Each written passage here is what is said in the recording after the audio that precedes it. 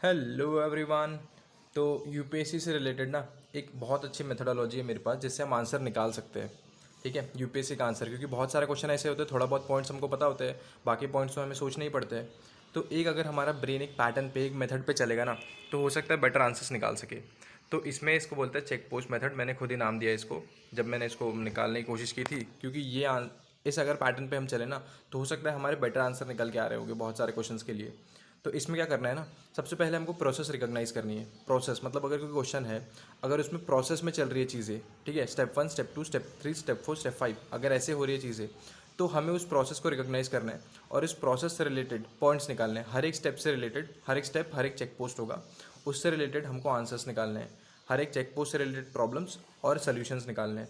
ठीक है, तो सबसे पहले एक एग्जांपल से देखते हैं इसको। स्पेशल इकोनॉमिक जोन पे क्वेश्चन है, चैलेंजेस एंड वे फॉरवर्ड लिखा हुआ है। बहुत ही नॉर्मल सा क्वेश्चन है, इसी टाइप के क्वेश्चन बहुत सारे आते भी पेपर में। तो पहले तो डेफिनेशन तुम्हारे पास रेडी होनी चाहिए स्पेशल इकोनॉमिक जोन की, जो मैंने यहाँ लिखी हुई है। S is addition area in which business and trade laws are different from rest of the country. तो ठीक है, ये ऐसी डेफिनेशन रेडी होगी जो तुम डायरेक्ट लिख दोगे वहाँ पे। तो इसलिए डेफिनेशन रेडी करना पहले तो ज़रूरी होता है।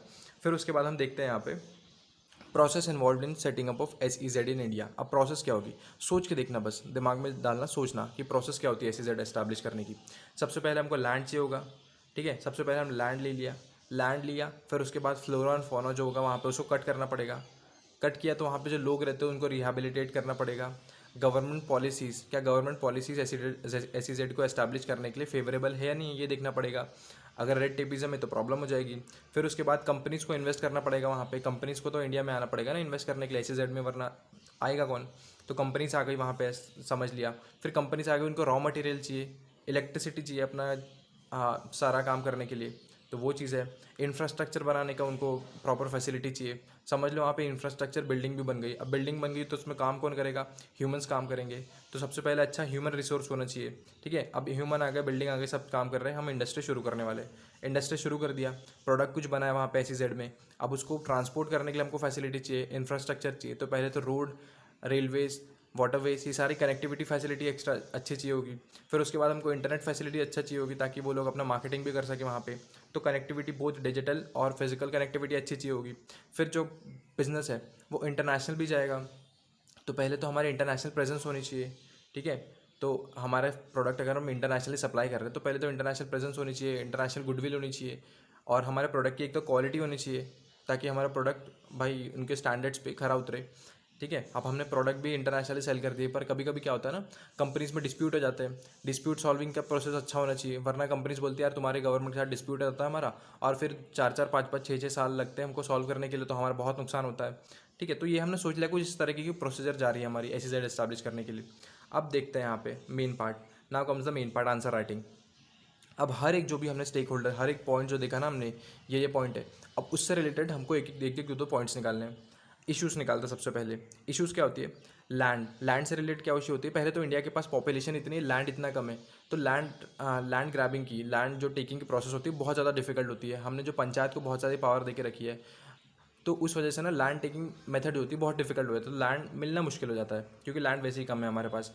ठीक है, फिर उसके बाद लैंड मिल गई तो NGOs प्रोटेस्ट करने लगते हैं भाई, तो एनवायरमेंट के लिए प्रोटेस्ट करने लगते हैं, ट्राइबल पीपल के लिए प्रोटेस्ट करने लगते हैं, ट्राइबल पीपल खुद प्रोटेस्ट करने लगते हैं। तो सेकंड स्टेटमेंट ट्राइबल प्रोटेस्ट आ जाएगा। Third statement local community protest, मतलब वही tribal protest. Fourth statement proper improper rehabilitation, हम प्रॉपर रिहेबिलिटेशन नहीं करा पाते, कहीं से उठाया उनको डिस्क्रीट जगह पर डाल दिया, उनकी कम्युनिटी पूरी डिस्ट्रॉय हो जाती है। सिमिलरली नर्मदा बचाओ आंदोलन जो था, उसमें जो था, उसमें क्या था ना, जब वो स्टार्ट कब हुआ था ना, जब वहाँ पे नर्मदा पे डैम एस्टैब्लिश किया था। डैम बनाने के बाद जो लोग रिहेबिलिटेट किए गए थे वो इम्प्रॉपरली रिहेबिलिटेट किए गए थे। वो खुद आज भी प्रोटेस्ट कर रहे हैं कि वहाँ पे यार हमको रिहेबिलिटेट करने के लिए जो जो आपने प्रोमिस किए थे वो आपने फुलफिल नहीं किए। तो ये होता है इम्प्रॉपर रिहेबिलिटेशन। फिर एक होता है फंडिंग इशूज़। अब इतने सारे तो तुमने SEZ बना दिए, लैंड ला लिए, फिर उसके बाद फंडिंग, पैसे कहाँ से आएंगे, तो पैसे का इशू होता है। Corruption, red tapism, government policies not favourable, तो ये सब चीज़ होती है, इशूज़ में होता है। फिर तो डीलेज होते हैं, गवर्नमेंट के अगर कोई भी काम रुक गया तो रुक ही जाता है, तो डीलेज हो जाते हैं बहुत सारे। फिर कंटिन्यूस सप्लाई ऑफ इलेक्ट्रिसिटी, चलो डीले भी नहीं हुआ, तो कंटिन्यूस सप्लाई ऑफ इलेक्ट्रिसिटी नहीं रहती हमारे पास। ठीक है, स्किल्ड ह्यूमन रिसोर्स नहीं होते बहुत बार हमारे पास बहुत सारे एरियाज़ में। ठीक है, तो ये भी लिख सकते हो। फिर इसमें कोई रिपोर्ट डाल सकते हो कि हमारा एम्प्लॉयबिलिटी रेट इतना इतना है इस रिपोर्ट के हिसाब से, जो भी तुम्हारा मन करे। फिर उसके बाद कनेक्टिंग इंफ्रास्ट्रक्चर, रोड रेलवेज। अब रोड रेलवेज का फिर तुम डेटा डाल सकते हो वहाँ पे कि लॉजिस्टिकल परफॉर्मेंस इंडिया में, इंडिया की रैंक 44 है, तो इसे समझ में आता है कि लॉजिस्टिकल सेक्टर उतना अच्छा है नहीं हमारा, तो हमको बेटर करना पड़ेगा। Quality of products, quality of products अच्छी नहीं है, इसलिए यूरोपियन यूनियन में जब भी हमारे प्रोडक्ट जाते हैं वो बोलता है फाइटो सैनिटरी मेजर्स नहीं है, या फिर कहीं और कंट्री में जाता है तो बोलते हैं कि इंडिया प्रोडक्ट्स चीप होते हैं। तो ये हमको क्वालिटी काउंसिल ऑफ इंडिया को मेंटेन करना चाहिए चीज़ें। डिले इन कोर्ट में चले गए तो भाई 4-4 5-5 साल। तो यही जो भी मैंने मेथड बताया उसी पे हमने इश्यूज सोच लिए। अब सामने जाके हम सोल्यूशंस देखेंगे इस पे, सेम जो भी हम मेथड पे गए ना उस पर सोल्यूशंस। पर सोल्यूशन में एक कैच क्या है ना, अब सोल्यूशन में डायरेक्ट तुम वही बोल दोगे इश्यूज और वही सोल्यूशन बोल दोगे उल्टा करके, तो एग्जामिनर भी सोचेगा यार बेवकूफ़ बना रहे हो क्या, वही चीज़ इश्यूज़ में लिखे वही चीज़ सोल्यूशन में लिखे तुम लोगों ने। तो सोल्यूशन में लिखते ना वही चीज़ लिखते, पर एक्चुअल रियल में तुम रियलिस्टिक वे में कुछ सजेशंस दे सकते हो क्या, वो देना है, रियल वे में सजेशन देना है। ऐसा नहीं कि सिर्फ वही चीज़ लिख दे, इंफ्रास्ट्रक्चर बनाओ फिर पावर सप्लाई करो फिर उसके बाद ह्यूमन रिसोर्स प्रोवाइड करो, नहीं, रियलिस्टिक वे में सजेशन देने की कोशिश करना है। अब रियलिस्टिक क्या है, लैंड से रिलेटेड क्या है, लैंड पूलिंग फैसिलिटी हमको एस्टैब्लिश करनी चाहिए, लैंड बैंक्स एस्टैब्लिश करने चाहिए। अब ये land bank, land pooling facility, ये सब रियलिस्टिक सजेशन है। सिर्फ मैंने ऐसा नहीं बोला कि इजी लैंड एक्वायरिंग प्रोसेस करना चाहिए, मैंने प्रॉपर नाम दिया उसको, लैंड पूलिंग, लैंड बैंक्स बनाने चाहिए, ठीक है, लैंड की मैपिंग करनी चाहिए, तो ये सारी चीज़ें होनी चाहिए।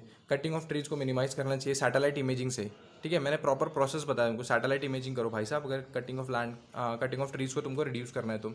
सोशल इंपैक्ट असेसमेंट करना चाहिए ताकि जो लोग हैं उनको प्रॉपर रिहेबिलिटेशन हो सके इस चीज़ के लिए, ठीक है, और उनको कुछ हार्म वार्म ना हो, तो social impact assessment, proper rehabilitation. अब रिहेबिलिटेशन के लिए क्या, कागा कमेटी की रिपोर्ट है, कागा कमेटी ट्राइबल रिहेबिलिटेशन पे बात की उन्होंने, तो इसकी रिपोर्ट के हिसाब से जाना चाहिए हमको। तो ऐसे प्रॉपर सजेशन देना चाहिए इसमें, डायरेक्ट हमको सिर्फ ये नहीं बोलना चाहिए प्रॉपर रिहेबिलिटेशन करो सोशल, मतलब फिर उसके बाद प्रॉपर रिहेबिलिटेशन करो, प्रॉपर इलेक्ट्रिसिटी प्रोवाइड करो। फिर उसके बाद ease of doing business, ease of doing business कैसे कैसे करना चाहिए, ease of doing business ranking में हम इंप्रूव कर रहे हैं तो ऐसा लिख सकते हो कि हम हमारी गवर्नमेंट कर रही है काम। फिर उसके बाद कंटिन्यूस सप्लाई ऑफ इलेक्ट्रिसिटी, फिर उसके बाद स्किल डेवलपमेंट के लिए भी प्रॉपर मैंने मेथड दिया, दीनदयाल उपाध्याय ग्रामीण कौशल योजना, अब इससे करो, नेशनल स्किल डेवलपमेंट मिशन से करो, इस मेथड से, मतलब प्रॉपर मैंने वे दिया उनको, सिर्फ ऐसा नहीं लिखा स्किल डेवलपमेंट, प्रॉपर लॉज होने चाहिए लेबर के लिए। फिर प्रमोट ब्रांडिंग, ब्रांडिंग कैसे, मेक इन इंडिया, ऐसे प्रोसेस से। क्वालिटी काउंसिल ऑफ इंडिया को बोले कि भाई क्वालिटी जो है मेंटेन रखे, ये सब चीज़ें। इंफ्रास्ट्रक्चर प्रोवाइड करो तो कैसे, जो भी हमने लार्जेस्ट लॉजिस्टिकल पार्क सेटअप किया गुजरात में, तो हम कर रहे हैं ये सब चीज़ें। इंफ्रास्ट्रक्चर के लिए भारतमाला प्रोजेक्ट, सागरमाला प्रोजेक्ट, ये सब हम कर रहे हैं, इन सब स्कीम से हमको प्रॉपर इंफ्रास्ट्रक्चर प्रोवाइड करना चाहिए, ग्लोबल सप्लाई चेन से कनेक्ट करना चाहिए। और इस ग्लोबल सप्लाई चेन से कैसे कनेक्ट करेंगे, बायलैटरल इन्वेस्टमेंट ट्रीटीज़ करना चाहिए, फ्री ट्रेड एग्रीमेंट्स करना चाहिए। तो ये सब प्रॉपर वेज बताओ, रियलिस्टिक वेज बताओ, सिर्फ हवा में बातें मत करो। क्वालिटी काउंसिल ऑफ इंडिया को चेक करना चाहिए, क्वालिटी सही से हो रही है सारी चीज़ों की। प्रॉपर सैनिटरी और फाइटो सैनिटरी मेजर्स का ध्यान रखना चाहिए क्वालिटी काउंसिल ऑफ इंडिया को। अल्टरनेट डिस्प्यूट रिड्रेसल मैकेनिज्म करना चाहिए, क्योंकि कोर्ट्स में टाइम बहुत ज़्यादा लगता है। देखा, तो जो हमने प्रॉब्लम्स पहले देखी थी ना, उसी सेम प्रॉब्लम्स पे हमने आंसर निकालने की कोशिश की है। अब अल्टरनेट डिस्प्यूट रिड्रेसल, इससे क्या होता है, इजी डिस्प्यूट रिड्रेसल हो जाता है और उसके बाद कोर्ट वोर्ट में जाना नहीं पड़ता। सिंगापुर डिक्लेरेशन इसी के लिए था, एडीआर के लिए, और इसका इंडिया सिग्नेटरी है। प्रॉपर टैक्स इंसेंटिव्स दो, प्रॉपर पॉलिसीज़ बनाओ। अब इसके लिए 1-2 पॉलिसीज़ होगी तो वो लिख देना, ठीक है। फिर कंक्लूजन में लिखता है this will help in achieving goal of 5 trillion economy, ठीक है। तो ये ऐसा ऐसा कर सकते हैं, सेम मेथड पे सोचना है, क्या क्या प्रोसेस फॉलो हो रहा है ना उसको देखना है। सिमिलरली अगर एग्रीकल्चर क्वेश्चन है, इसमें मैंने छोटा सा एक फोटो बनाया हुआ है एग्रीकल्चर से रिलेटेड। एग्रीकल्चर क्वेश्चन है तो क्या है, देखते हैं यहाँ पे। एग्रीकल्चर क्या होता है, पहले तो प्रिपेयरिंग फील्ड प्रिपेयर करते हैं, क्रॉप सोइंग करते हैं, टेक केयर करते हैं, फिर उसकी फर्टिलाइज़र, वेदर पे डिपेंड होता है हमारी बहुत सारा रेनिंग, फिर क्रॉप रीप करते हैं, फिर उसको सेल करते हैं। अब हर प्रोसेस पे फार्मर को भी इशू हो जाता है। प्रिपेयरिंग द फील्ड में क्या इशू होता है, मतलब सेम बता रहा हूँ, इशू कैसे निकालते हैं फिर सोल्यूशन कैसे निकालते हैं। फार्मर जब फील्ड प्रिपेयर करे तो स्टबल बर्निंग करनी पड़ती है, पोल्यूशन होता है। सोइंग द क्रॉप के टाइम पे क्या होता है, हम कौन सा क्रॉप करते हैं, राइस, वीट, शुगर केन, जो कि बहुत ज़्यादा पानी कंज्यूम कर लेते हैं, ये फार्मर के लिए एक इशू है। फिर उसके बाद क्या है, टेकिंग केयर में क्या, high fertiliser, pesticide cost, lack of precision. फिर उसके बाद जो एनपीके रेशियो हमारा बहुत ज़्यादा खराब हो जाता है, इरिगेशन टेक्निक बेटर नहीं है हमारे पास, तो फार्मर का ये इशू है, ठीक है। फिर वेदर डिपेंडेंट ऑन वेदर होता है, तो इसमें क्या इशू है, क्लाइमेट चेंज प्रोडक्टिविटी को अफेक्ट कर रहा है तुम्हारा, ठीक है। वेदर चेंज बहुत ज़्यादा होता है, बहुत ज़्यादा कभी रेन हो जा रही है, कभी ड्रॉट आ जा रहा है, तो कैसे करेगा फार्मर। रीपिंग क्रॉप, फिर जब उसने क्रॉप काटने लगा तो सबसे पहले तो उसके पास इंफ्रास्ट्रक्चर नहीं है, तो मैन पावर बहुत ज़्यादा लगती है। फिर उसने काट भी लिया, उसके बाद जब बेचने आता है तो एपीएमसी में उसको प्रॉपर प्राइस नहीं मिलता है, प्रॉपर प्राइसिंग मैकेनिज्म नहीं है, मिडल मैन जो उसको एक्सप्लॉइट करते हैं, ठीक है। फिर जो उसके पास पैसा है थोड़ा बहुत कहीं से भी जहाँ से भी है, उसको क्या करेगा वो सेम सेम, फिर उसके बाद वो वीट और राइस उगाएगा। पहले तो पैसा बहुत कम आता है उसके पास, एक्सप्लॉइट हो जाता है, उसके पास प्रॉपर स्टोरेज फैसिलिटीज़ नहीं होती है, तो इसलिए उसको जल्दी बेचना पड़ता है चीज़ें।